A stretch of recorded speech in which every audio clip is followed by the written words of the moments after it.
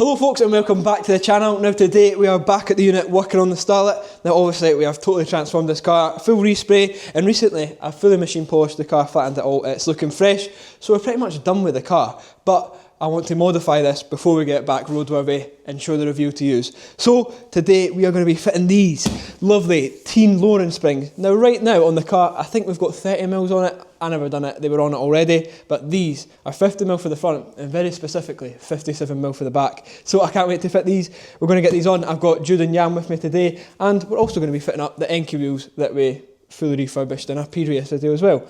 So I can't wait to get these on. You won't be able to see the full car in this video because we'll save that for the review. But yeah, we'll get the springs on. That's the first job we're going to do. I also need to get some number plates and stuff and fit the back lights, so we'll do other miscellaneous bits. But first job, let's get the springs on. So we're going to start with the front springs first. Obviously we need to drop the socks out, so a few bolts up there, a few bolts over there, a couple at the bottom. Take the wheels off, jack it up, and then we can change the springs. We actually have spring compressors as well. Jude brought these along, so we're doing it properly. We're not going to get shocked in the face with some springs. We'll never say never. Springs? Well yeah, we don't know. But yeah, we'll get them jacked up, get the wheels off, and then get these front springs out. Let's go. We started off by jacking up the front end of the car. This was so we could remove both front wheels, and we jacked it up on a part of the front panel, so it was strong enough. Jude and Jan then instantly took all my tools and started unbolting things. They started off by unbolting the strut. This was 2 bolts at the bottom. The brake pipe flexi was also mounted to the strut, so they had to unbolt that as well. Brake hose. And then last but not least, there was the 3 10mm top mount bolts. These were easy enough. Aiden's the biggest slacker in history. Yeah. This guy's doing nothing. And Jude wasn't wrong, to be fair. I was just walking about with the camera while they were removing the struts. So Jude's strut came out first, and then Jan could remove his. We got Aiden Galloway working on the car before GTA 6. Decided it was about time for him to do something. Talk us through it. So we are going to put these clamps on equally on either side. And then we're going to tighten each side one at a time, to do it properly. So that we didn't get an uneven one. And it makes it harder to take off. But we had these little plastic bits that are on the top mount there, and then we just have a bolt, some sort of, I don't know what size it is, but we'll get that off. Yeah, let's get these done. Nice. I've loosened it too much. Right, we have the little impact gun. It's not the most powerful thing in the world, but it should be fine for this, and then obviously just an extension, so we'll get this side up a wee bit. There we go. We'll swap over. I think we're just going to have to go with one chat. One's better than none.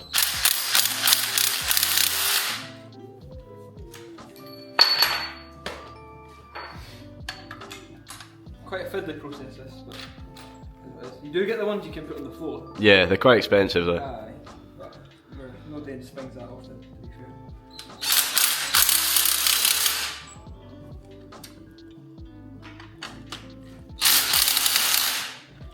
Just point it at the wall. Right, now we aim this directly at Jude's face. And just go. Right, we'll figure out what size that is and then we'll get this top mount off.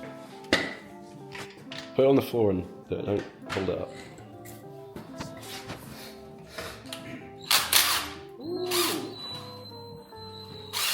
Ah, I don't like that. You gotta give the top mount a knock with the hammer, I reckon. Yeah, no with the fingers. Yeah.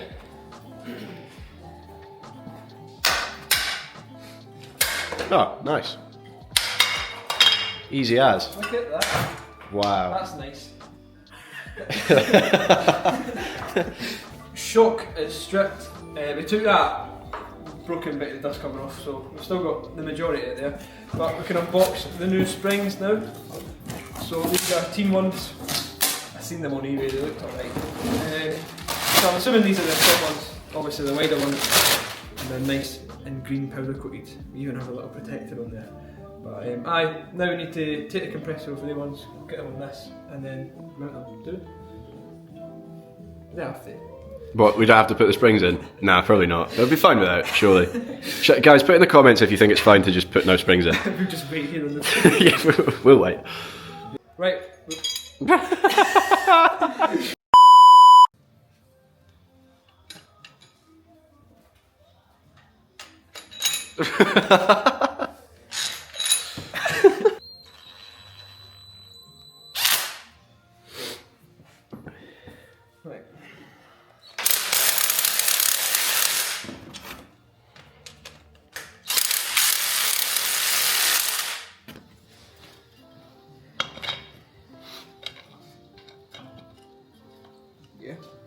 then that.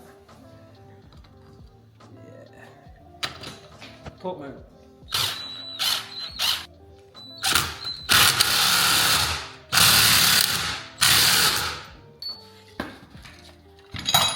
One off. Bit tight. Oh no.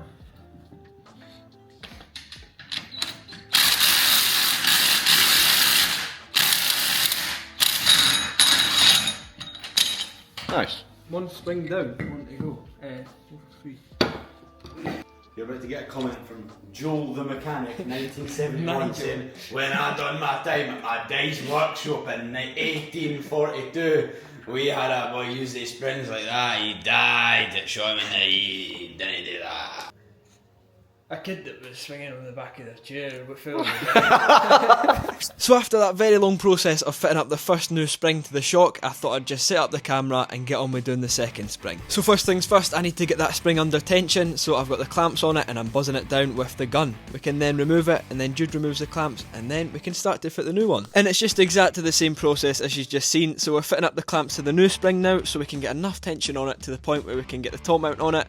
Unfortunately we didn't have enough here, so we're tightening it down some more, and then we got that top mount on there and the bolt down onto it as well. Unfortunately the battery gun died at this point, so I had to ratchet those clamps back off of there, and now we have 2 built up springs, so we can fit them back to the car. So I started off by fitting the passenger side strut, and Jude and Jan were over on the driver's side getting that one in. I then asked for a bit of help for Jude because it just wasn't sorting in properly, so we figured it out and then we got them all bolted up, and now it was time to fit those wheels. Okay, so that is both front shocks in. I've put one of the Mazda MX-5 wheels on the passenger side now because we actually only have 2 of the enkei wheels on the bead, so we need to go and get the other 2 done, but we'll do that later on. So we're going to put 2 enkeis on this side so we can see one side, and then put the MX-5s on there. But I did have to get new wheel bolts to fit the enkei wheels, so we've got some tuner bolts, so they're like the spline type. But you get the tool there for it, and it's either a 19 or a 21 I think. So yeah, this is exciting. Let's get an enkei.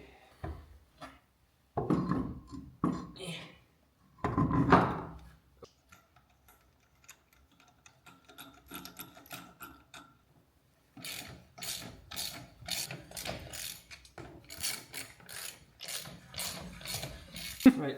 Moment of truth. Let's lower the jack. And this is a big moment right now. We've fitted new suspension and new wheels to the car, so if it doesn't sit right, we've opened up a whole can of worms. And while we're here, if you're not subscribed to the channel already, please make sure you subscribe now if you're enjoying the videos. Okay, lower it, Jan, with the new springs. Let's see how we go. Still going. Oh, Money. That's like bang on. Oh yeah. That'll settle. That's like bang on, I think. We've obviously still got the stand, like the MX-5 wheel on this side. So yeah. That's money. Actually looks alright with the MX-5 wheel as well, but obviously enkei's much better. Oh yeah. That looks brilliant. Right, we just need to do the back now.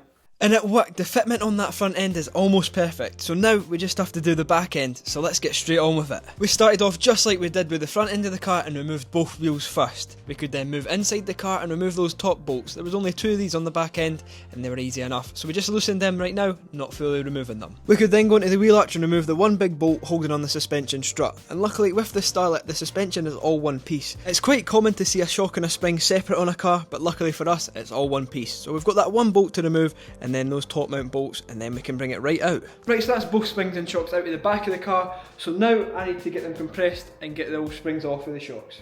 Let's do that. So it was just a case of repeating the exact same process that we had done to the front suspension. So first off, I can get the clamps on there, get some tension onto that spring, then remove the top mount, remove the spring from the shock, and then put the tension onto the new spring, and then get the new spring onto the shock. Simple. Could then refit the shock back to the car, and me and Jude were actually doing this in a pair, so it made it a bit easier for lining up that bottom bolt on the shock. They were honestly so straightforward to fit, it literally took us about 5 minutes, and it's only about 3 bolts as well for each shock. We could then go ahead and fit the enkei wheels onto the car, and it was almost time to drop down the back end. We were also using those new tuner bolts when we were putting the new wheels onto the car, which were absolutely brilliant and much better than what was on the car before. Release it!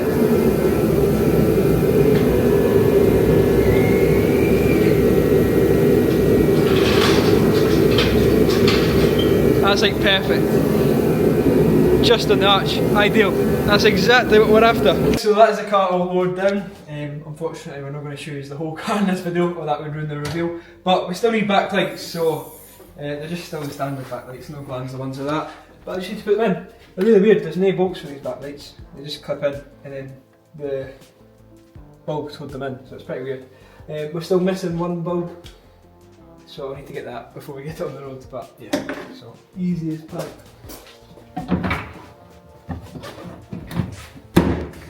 Yeah.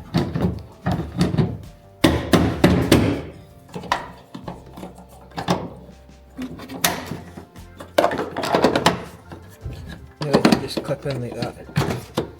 There, one done, and then the passenger side one.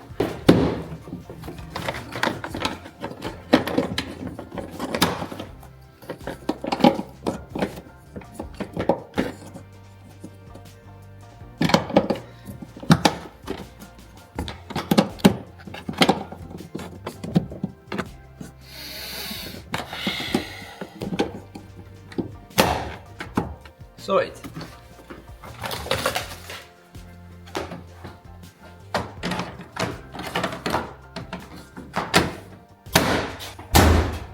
Backlight install complete.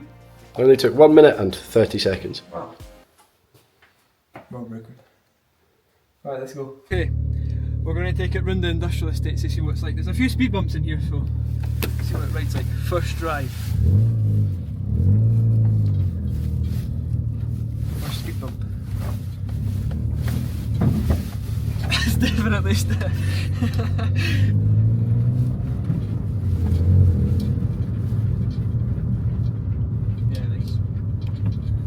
Feels like a car. Does feel like a car. It doesn't seem too bad. Aye, but we'll not get a proper test until it's like MOT'd and all that again, but for now.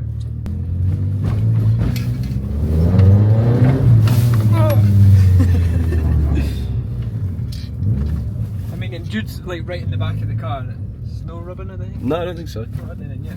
Yeah, and there's one speed bump. Go for it.